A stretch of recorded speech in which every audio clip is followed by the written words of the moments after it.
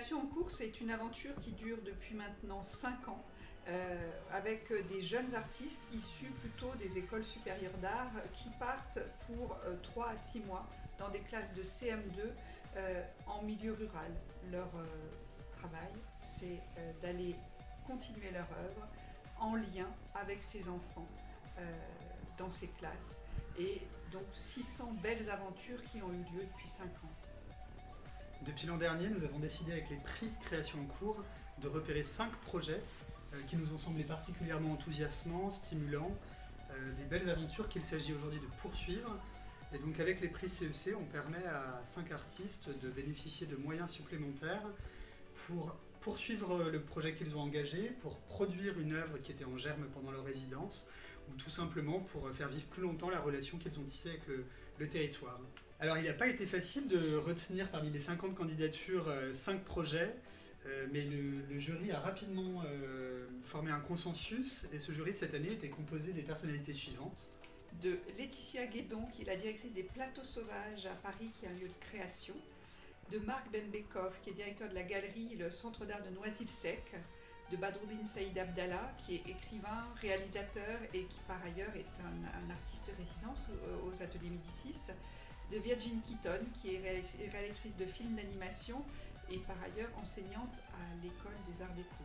Siégeaient également au sein de ce jury des représentants de l'équipe des ateliers Médicis et du ministère de la Culture et du ministère de l'Éducation nationale, qui sont nos partenaires pour création en cours.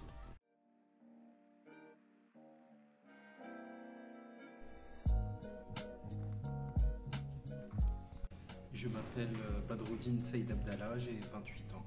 Je suis auteur de documentaires et de romans aussi.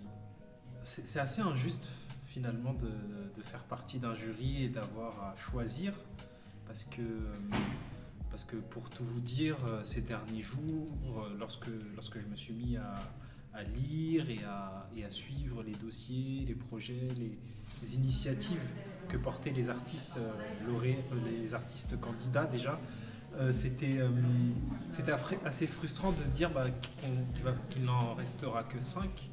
Je vais vous parler d'Isabelle Levadou qui a accompli un projet je trouve assez enthousiasmant et assez essentiel aussi, je dirais, par rapport à la situation dans laquelle on se trouve. C'est un projet qu'elle veut faire dans les prisons en ayant l'ambition de donner la parole, mais pas en donnant la parole pour donner la parole, mais vraiment pour faire parler des intimités qui ne sont pas assez exprimées et qui sont malheureusement effacées aujourd'hui. Je suis Virgin Keaton, je suis réalisatrice de films d'animation et je suis en résidence aux ateliers Médicis.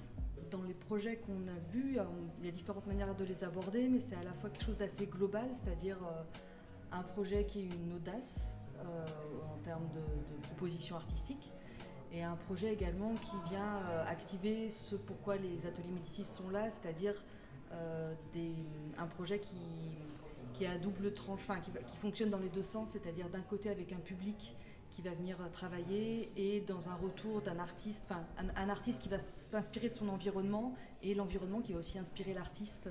Dans les lauréats de cette année, il y avait 2 projets que j'aimais particulièrement et qui venaient activer en fait les mêmes principes, qui est celui d'Étienne Maquet avec cette ville Quantum et le projet de César Rouanette.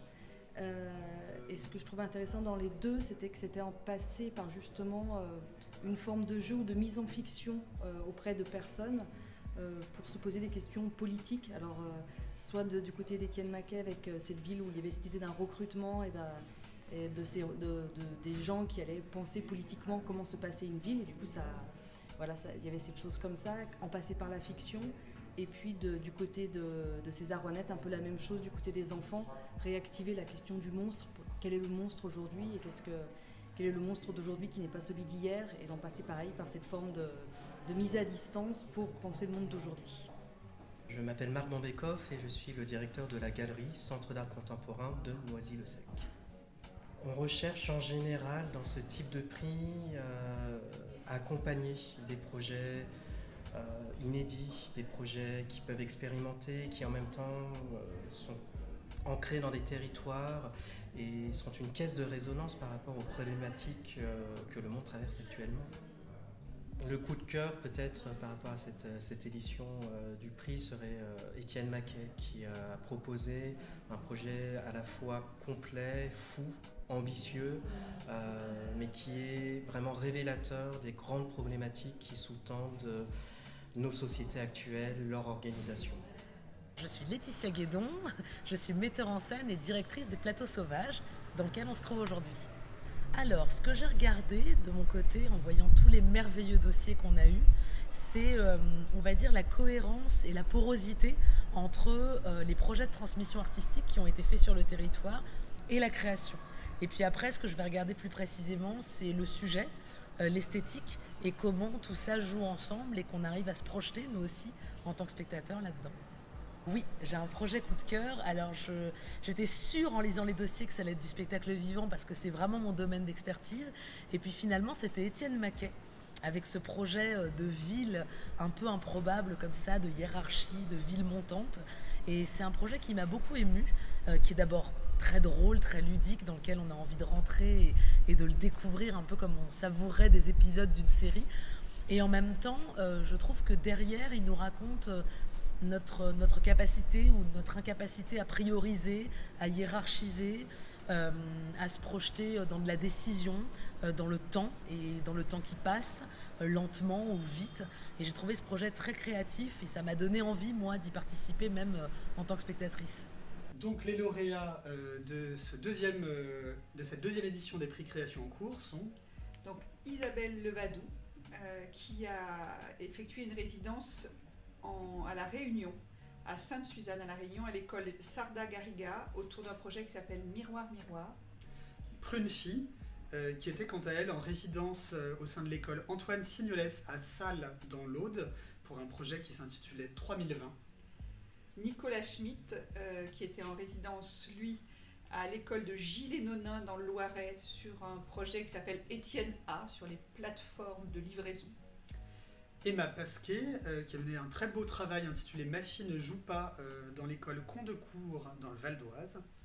Et le prix spécial du jury, donc à Étienne Maquet et Grégoire Delzong, qui poursuivront leur projet Quantum, un projet autour de la ville et de la ville totale du futur, et qu'ils avaient initié au sein de l'école Saint-Hilaire-des-Loges en Vendée.